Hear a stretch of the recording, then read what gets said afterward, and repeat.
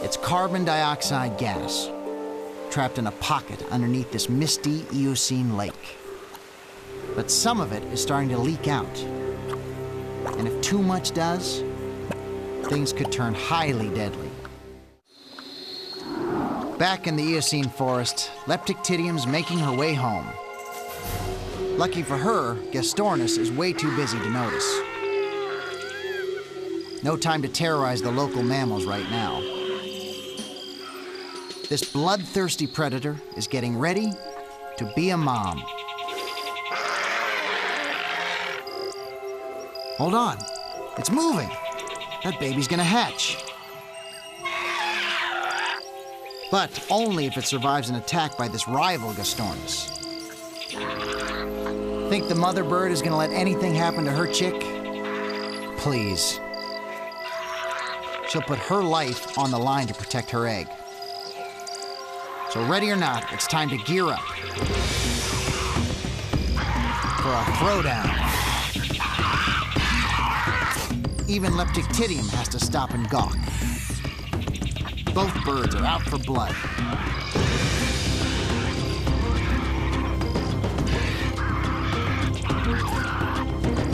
Ow! Amazing. One blast with the beak is all it takes. Leptictitium is out of here too.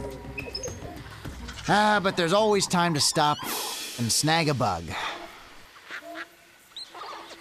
Food is the fuel that keeps all warm-blooded animals going. So even with fur to hold heat in, a mammal's got to keep eating. But here's some friendly advice.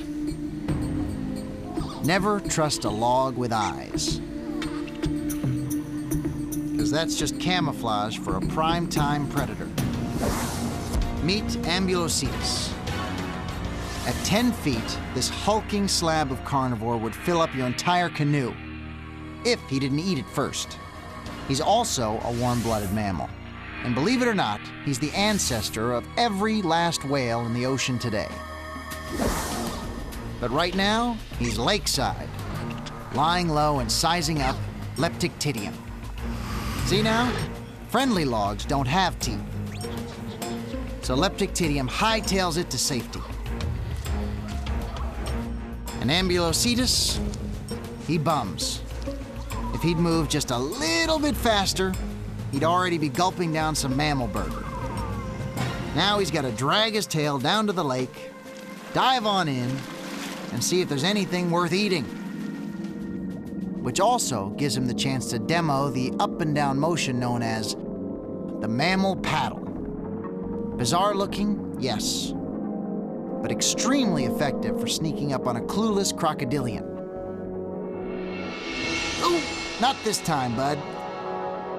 But check back in 10 million years, after evolution's turned his back end into a much more effective whale tail. But before that, he's got to survive this.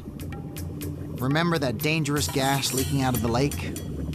Well, the leak is getting bigger. So every time the lake burps, it's a very bad sign.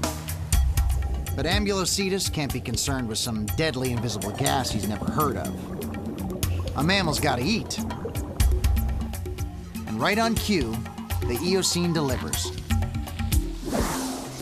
Say hello to Propaleotherium. She's a mammal and one of the earliest horses on the planet.